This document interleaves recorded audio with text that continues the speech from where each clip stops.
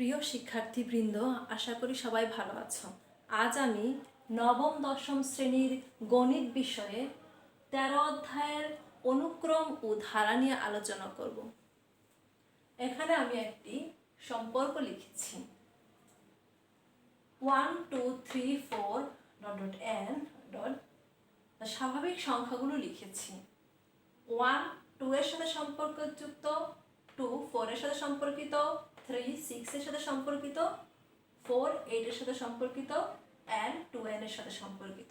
এখানে প্রত্যেকটি স্বাভাবিক সংখ্যা n তার দ্বিগুণ সংখ্যা 2n এর সাথে সম্পর্কিত, অর্থাৎ স্বাভাবিক সংখ্যার সেট 1 2 3 4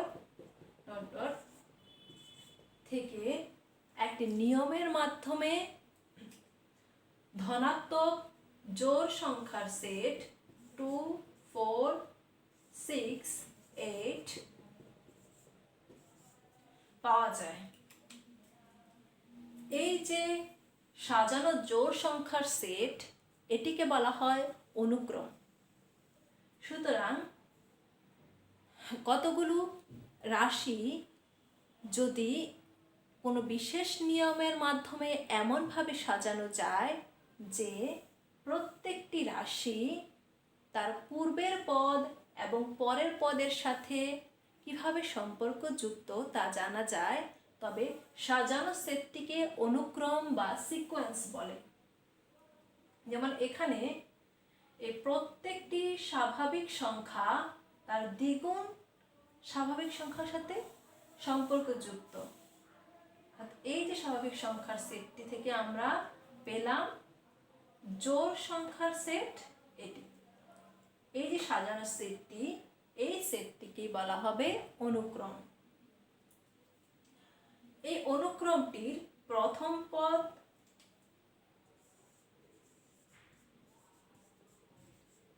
পদ ইকুয়াল টু 2, দ্বিতীয় পদ ইকুয়াল টু 4, তৃতীয় পদ ইকুয়াল টু 6 ইত্যাদি। এই যে অনুক্রমটি, তার প্রথম পদ 2, দ্বিতীয় পদ 4, তৃতীয় পদ 6, চতুর্থ পদ 8 এভাবে চলতে থাকবে। এই যে আমরা অনুক্রমের ধারণা পেলাম, এই অনুক্রম থেকে আমরা ধারার ধারণা পাব। যে অনুক্রমের বিভিন্ন পদগুলোকে যদি আমরা প্লাস চিহ্ন দিয়ে যুক্ত করি তাহলে একটি ধারা পাবো। যেমন এই অনুক্রমটিকে যদি আমরা প্লাস চিহ্ন দিয়ে যুক্ত করি, এই অনুক্রমের পদগুলোকে আমরা প্লাস চিহ্ন দিয়ে যুক্ত করব, তাহলে একটি ধারা পাবো। 2 প্লাস 4 প্লাস 6 প্লাস 8 প্লাস, এটি একটি ধারা। এই অনুক্রমটি থেকে আমরা এই ধারাটি পেলাম।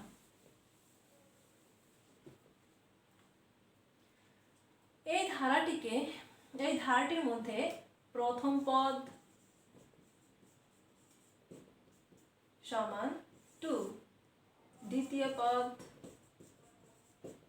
ইকুয়াল 4, তৃতীয় পদ ইকুয়াল 6, চতুর্থ পদ ইকুয়াল 8।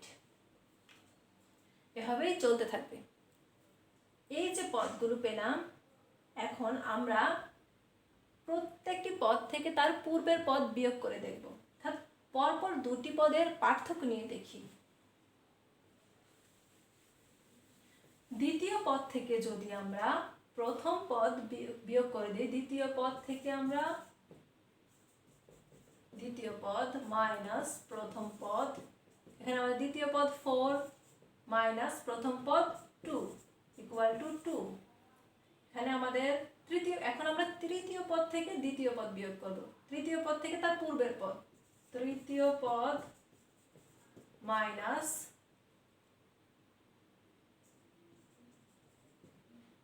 দ্বিতীয় পদ,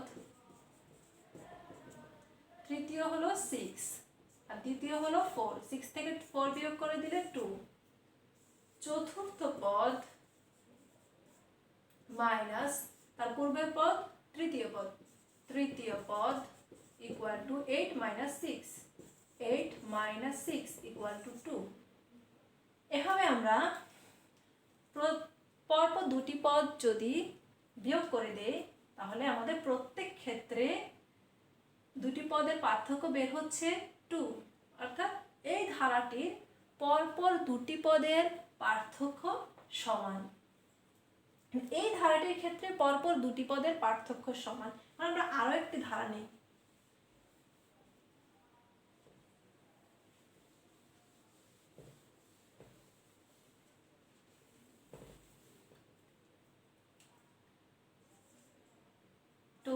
প্লাস 4 প্লাস 8 প্লাস 16 প্লাস, এই ধারাটির ক্ষেত্রে আমরা খেয়াল করো পরপর দুটি পদের পার্থক্য, মানে 4 থেকে তার আগের পদ 2 বিয়োগ করে দিলে আমাদের বিয়োগফল আসছে 2, 8 থেকে 4 বিয়োগ করলে আসে 4, 16 থেকে 8 বিয়োগ করলে আসে 8, এভাবে চলতে থাকবে। এখানে পরপর দুটি পদের পার্থক্য প্রথমটাতে হলো প্রথম দুটি পদের পার্থক্য 2, এরপর এখানে দুটি পদের পার্থক্য 4, এখানে দুটি পদের পার্থক্য 8, তো পার্থক্যগুলো সমান না। এই ধারাটির ক্ষেত্রে যদি আমরা একটু অন্যভাবে চিন্তা করি যে পরপর দুটি পদের অনুপাত, যেমন দ্বিতীয় পদ এবং প্রথম পদের অনুপাত, দ্বিতীয় পদ ও প্রথম পদের অনুপাত,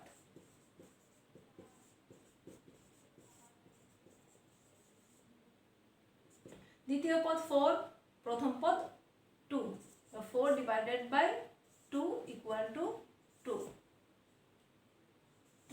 তৃতীয় পদ এবং দ্বিতীয় পদের অনুপাত বের করি। তৃতীয় পদ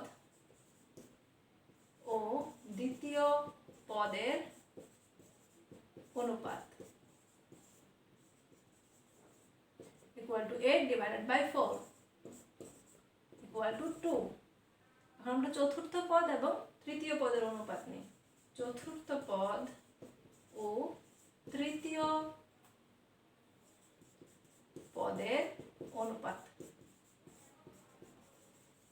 equal to 16 divided by 8, 16 divided by 8 equal to 2, এভাবে চলতে থাকবে। এই ক্ষেত্রে দেখা যায় যে পরপর দুটি পদের অনুপাত 2, অর্থাৎ পরপর এই ধারাটির ক্ষেত্রে পরপর দুটি পদের অনুপাত সমান। প্রথম ধারাটির ক্ষেত্রে পরপর দুটি পদের পার্থক্য সমান ছিল, আর এই ধারাটির ক্ষেত্রে পরপর দুটি পদের অনুপাত সমান। যে কোনো একটি ধারার পরপর দুটি পদের সম্পর্ক থেকে আমরা বুঝতে পারবো ধারাটির বৈশিষ্ট্য কিরকম। এই যে এই প্রথম ধারাটিতে ছিল পরপর দুটি পদের পার্থক্য সমান, আর এই ধারাটিতে পরপর দুটি পদের অনুপাত সমান। তোমাদের বইয়ের মধ্যে দুটি গুরুত্বপূর্ণ ধারার কথা বলা আছে। একটি হচ্ছে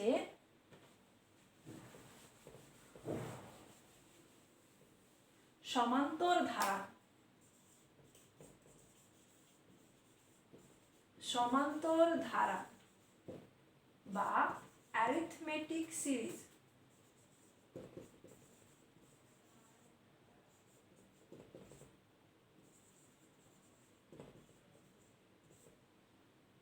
আরেকটি হলো গুণোত্তর ধারা বা জিওমেট্রিক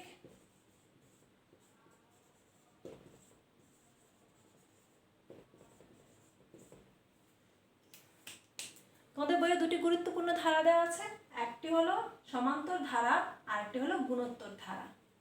বা যে ধারা, যেমন এই ধারাটির পরপর দুটি পদের পার্থক্য সমান ছিল, যদি কোনো ধারার পরপর দুটি পদের পার্থক্য সমান থাকে তখন সেই ধারাটিকে বলা হবে সমান্তর ধারা। তাহলে এই ধারাটি হচ্ছে সমান্তর ধারা। আর যদি কোনো ধারার পরপর দুটি পদের অনুপাত সমান হয় তখন সেই ধারাটিকে বলা হবে গুণোত্তর ধারা। যেমন এই ধারাটির পরপর দুটি পদের অনুপাত সমান ছিল, সেজন্য এই ধারাটি হলো গুণোত্তর ধারা। আজকে আমরা এই 13 অধ্যায়ে কি কি শিখলাম? প্রথমে আমরা শিখলাম অনুক্রম কি, অনুক্রমে ধারণা থেকে আমরা শিখলাম ধারা কি, আর ধারার মধ্যে দুটি গুরুত্বপূর্ণ ধারা, সমান্তর ধারা এবং গুণোত্তর ধারা কি সেগুলো শিখলাম।